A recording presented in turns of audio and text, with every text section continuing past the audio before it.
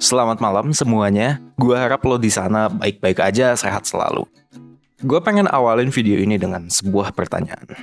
Misalnya lo berhasil meraih sesuatu, atau apapun lah pokoknya, lo punya prestasi yang bisa lo banggakan. Yang mana yang akan lo percaya? Lo percaya bahwa hasil-hasil yang lo raih itu karena lo emang pintar, lo emang berbakat, atau lo percaya bahwa keberhasilan itu karena kerja keras, karena latihan, karena semangat lo untuk berkembang. Kalau misalnya lo memilih opsi yang pertama, biasanya ya, lo tipe orang yang takut ambil resiko. Lo percaya kemampuan lo udah ada sejak lahir, dan ya gak akan kemana-mana lagi, udah kemampuan lo kayak gitu. Kalau bagus akan terus bagus, kalau jelek ya mau gimana lagi. Dan sebaliknya, kalau misalnya lo tipe yang kedua, lo akan lebih berani mengeksplorasi. Karena lo percaya dengan mengerjakan sebuah hal baru, lo akan belajar hal baru juga. Dan oleh karena itu, semua hal yang lo lakukan di dunia ini, itu adalah hasil dari belajar, hasil dari latihan. Tapi kok bisa kayak gitu sih? Dan apakah benar? Apakah seperti itu? Nah, buat mengetahui perbedaan keduanya, buat mengetahui sebenarnya apakah benar yang tadi gue bilang, lo harus tahu sebuah konsep yang namanya growth mindset dan lawannya, fixed mindset. Dan di video ini, gue akan ngebahas perbedaan keduanya. Dan gue juga akan memaparkan kenapa growth mindset itu penting, dan gimana caranya lo bisa memiliki growth mindset dan mengembangkan diri lo. Pokoknya simak video ini sampai habis, penting banget, ini parah penting banget. Jangan lupa juga buat klik like, subscribe, supaya lo bisa tetap terus dapat akses secepat mungkin ke video-video terbarunya 1%.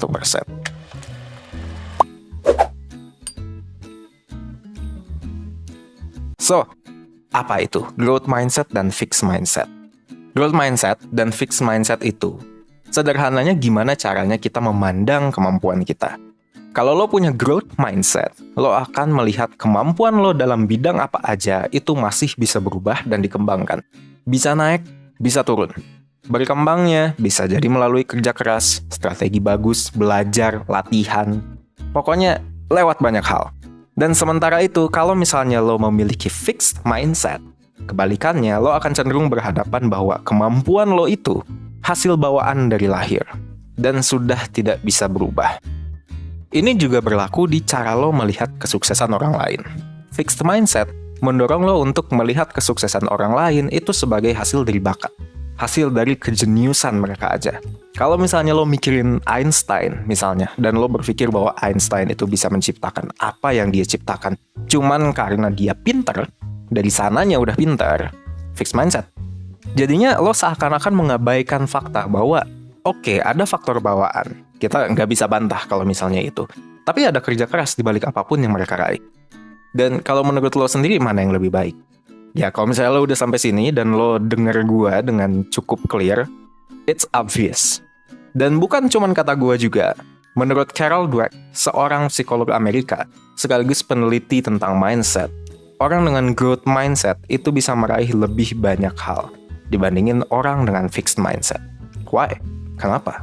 Karena orang dengan growth mindset nggak terlalu khawatir soal nggak terlihat pintar. Dan sebagian besar energinya dipakai untuk belajar. Jadi, in a nutshell, gengsinya rendah. Dan mengadopsi growth mindset itu berarti menghargai proses. Tapi sayangnya, ini negatifnya. Biasanya, ini disalahartikan jadi, ya udah yang penting gue udah usaha.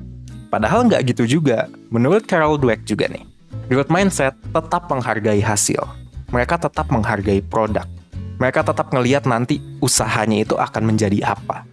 Jadi kalau misalnya usaha, orang dengan growth mindset itu nggak cuma sekedar usaha, tapi juga usaha yang udah diperhitungkan untuk mencapai hasil yang diinginkan. Ketika berusaha, lo bisa tanya sama yang expert. Bisa belajar dari buku, bisa belajar dari internet, lo bisa coba strategi baru. Tapi intinya, dua hal tersebut jadi penting. Hasil akhir, proses, dua-duanya penting. Jadi sebenarnya kelihatannya itu kayak gimana sih kalau misalnya orang punya growth mindset? Nah, biasanya orang yang punya growth mindset ini punya ciri-ciri kayak gini. Yang pertama, lo menganggap kegagalan sebagai kesempatan untuk belajar. Yang kedua, kalau dikritik, lo nggak menganggap itu sebagai serangan. Lo menganggap itu sebagai sarana memperbaiki diri. Yang ketiga, lo suka mengerjakan pekerjaan yang lebih susah dibandingin yang biasanya lo kerjain. Kenapa? Ya karena lo menganggap itu sebagai tantangan. Yang keempat, saat berhadapan dengan tantangan, lo biasanya melihat tantangan sebagai kesempatan untuk bereksperimen, mencari solusi. Yang kelima, nggak terfokus hanya pada hasil atau hanya pada proses, tapi juga pada kemajuan-kemajuan kecil, which mean the process, tapi juga yang kedua adalah hasilnya, by produknya. Dan yang nomor 6 adalah bisa memecahkan masalah secara kreatif. Mungkin lo pernah ngalamin saat berhadapan dengan hambatan untuk menuju tujuan lo, apapun itu. Rasanya lo pengen mundur aja. Nah, kalau misalnya lo bisa mengadopsi growth mindset yang akan gue jelaskan nanti caranya, lo bisa tetap termotivasi saat berhadapan dengan hambatan ini. Ada penelitian yang dilakukan dengan subjek anak-anak sih sebenarnya, tapi hasilnya masih relevan juga buat kita yang udah dewasa. Jadi ada sekelompok anak-anak dikasih tugas. Tugas ini didesain, mereka akan gagal di situ. Pokoknya apapun yang mereka lakukan, mereka akan gagal. Dan menariknya, saat mereka merasa mulai kesulitan mengerjakan tugas yang dikasih ini, anak-anak subjek penelitian ini merespon dengan 2 cara yang berbeda. Ada anak-anak yang ya udah nyerah gitu aja, lepas. Jadi sibuk ngobrol akhirnya sama temennya. Ada juga anak-anak yang terus mencoba strategi baru. Dia coba cara A, dia coba cara B, dia coba cara C. Pokoknya dia mencoba berbagai cara. Anak-anak kelompok kedua ini persisten. Dan fakta menariknya lagi, anak-anak yang nyerah duluan ini, sebagian adalah anak-anak dengan kecerdasan yang tinggi. Anak-anak yang tetap mengusahakan hasil dengan sulitnya tugas ini masuk ke kategori anak-anak dengan growth mindset. Motivasi mereka tetap terjaga saat berhadapan sama hambatan. Dan tadi kan kita ngomongin soal prosesnya, sekarang kita ngomongin hasilnya. What if ternyata lo gagal? Nah, saat hambatan tadi bikin lo gagal, lo sebaiknya emang juga tetap punya growth mindset. Karena mindset ini mendorong lo lebih tahan terhadap stres menghadapi kegagalan. Ada sebuah penelitian di Cina, dia menunjukkan bahwa growth mindset itu punya pengaruh positif terhadap resiliensi. Resiliensi adalah kemampuan orang untuk bangkit kembali setelah kegagalan. Oke, dari penjelasan panjang itu udah jelas lah. Growth mindset is important. Sekarang gimana caranya supaya lo bisa punya growth mindset? Nah, cara yang pertama itu dimulai dari pengetahuan kita terhadap diri. Lo harus tahu apa yang harus diperbaiki di dalam diri lo. Lo harus mengenali kelemahan lo. Punya kelemahan itu manusiawi. Gue nggak percaya kalau misalnya lo bilang gue nggak punya kelemahan. Nggak percaya. Jadi ya terima aja kalau misalnya lo emang punya kelemahan. Semua orang punya. Emang nggak semua orang punya kelemahan yang sama kayak lo. Tapi semua orang punya. Gimana caranya supaya kita bisa cepat mengenali kelemahan lo? Gunakan feedback. Di pekerjaan misalnya, minta ngobrol sama bos lo, minta ngobrol sama coworker lo. Kira-kira kelemahan gue apa? Apa yang masih bisa gue improve dari pekerjaan gue? Itu yang pertama. Bisa juga lewat refleksi diri. Kayak lo pikirin aja, lo kan sekarang lagi di karantina nih, bisa lo refleksi diri, lo berkontemplasi gitu kan. Kayak hidup lo apa yang kurang, kemampuan lo ini jelek di mana, dan lain-lain. Yang penting adalah untuk awal ya, untuk sekarang, penting untuk lo untuk mencari feedback dari orang yang tepat. Karena kalau misalnya lo mantengin video ini, ada kemungkinan, ya berarti mungkin lo masih baru terhadap konsep ini. Jadi kalau misalnya lo masih baru kayak gini, gue nggak menyarankan lo langsung dapat feedback yang direct, yang benar-benar langsung keras kayak gitu. Kalau misalnya nanti udah kesana, growth mindsetnya udah cukup bertumbuh, itu nggak apa-apa. Tapi kalau sekarang, lo pengen orang yang bisa menyampaikan feedback itu secara benar, secara halus, agak di sugarcoat mungkin, tapi yang penting gimana caranya supaya feedback yang lo dapet itu nggak bikin lo down. Objektif, tapi baik. Dan biasanya orang-orang yang kayak gini adalah orang yang memiliki 2 hal.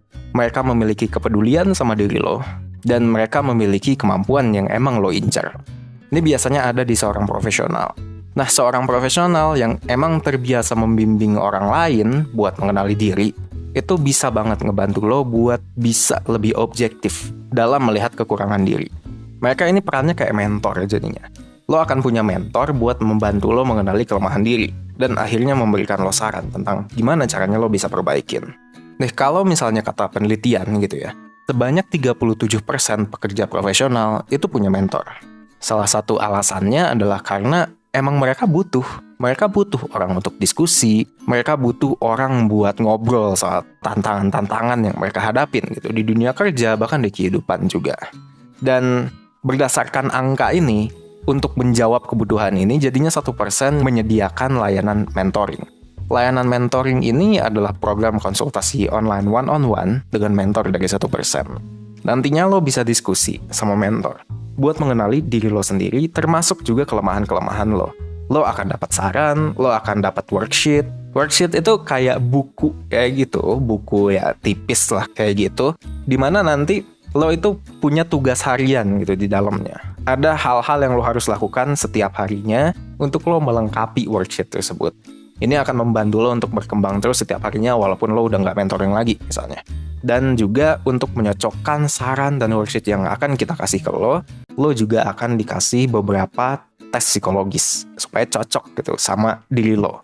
Kalau misalnya lo tertarik, lo bisa cek info lebih lanjut atau langsung daftar di link yang udah gue taruh di description box dan gue pin juga di comment section. Nah, oke. Itu agak ngiklan sih, tapi ya udah. Ini sekarang cara yang kedua. Biar lo makin yakin bahwa kemampuan ini bisa semakin meningkat gitu ya, dari proses belajar, dari proses latihan, lo coba cari info terkait brain plasticity. Plastisitas otak. Apa nih brain plasticity? Brain plasticity itu adalah kelenturan otak. Otak itu bisa dilatih, otak itu bisa berubah. Semakin banyak hasil belajar kita dari pengalaman, sambungan saraf di otak itu semakin menguat. Dan akan ada jalur-jalur baru yang tersambung. Anatominya bisa berubah gitu, bisa jadi lebih gede. Dan hasilnya, lo akan jadi semakin fasih, lo akan jadi semakin pintar dalam menyelesaikan masalah. Juga untuk belajar hal-hal baru, jadi nanti lebih cepat kayak gitu. Udah, kalau misalnya di sini, gue cuma bisa ngomong itu doang, karena panjang banget kalau misalnya kita ngebahas brain plasticity. Nah, langkah yang ketiga adalah saat lo masih ada di dalam kondisi fixed mindset, coba lo ulik benar-benar kehidupan orang-orang yang sukses. Coba lo lihat gitu benar-benar, apakah benar mereka tuh sukses cuman karena bakat alami mereka. Karena kalau misalnya benar, orang bisa sukses hanya dengan bakat, tanpa kerja keras, tanpa latihan, kayak gitu-gitu, berarti seharusnya ada orang yang kayak gitu. Ada orang yang kerjanya malas-malasan, ada orang yang kerjaannya nonton TV setiap hari, 8 jam, 9 jam, tapi sukses, tapi kaya, tapi berpengaruh gitu di dunia. Ada nggak sih? Nggak tahu. Coba deh cari. Itu yang pertama. Dan yang kedua nih, kalau misalnya benar ada orang yang bisa sukses hanya dengan bakat, berarti semua orang sukses itu harus punya bakat. No matter what, mereka harus punya bakat. Dan bakatnya itu harus kelihatan dari awal. Mereka harus kelihatan cerdas banget. Mereka harus gifted banget kelihatannya. Coba deh cari. Jangan tanya gue nggak tahu. Sebenarnya tahu, tapi gue pengen lo cari aja. Oke, itu yang ketiga. Yang keempat, kalau misalnya lo mau punya growth mindset, lo harus mulai ngelihat tantangan sebagai kesempatan untuk memperbaiki diri. Lo harus belajar dari semua tantangan itu. Jadi hasilnya adalah jangan lagi menghindar sama tugas-tugas yang gak biasa lo kerjain di kantor. Kerjain aja. Kalau atasan lo misalnya ngasih kerjaan yang bukan bidang lo, tapi bisa nambah skill, terima aja.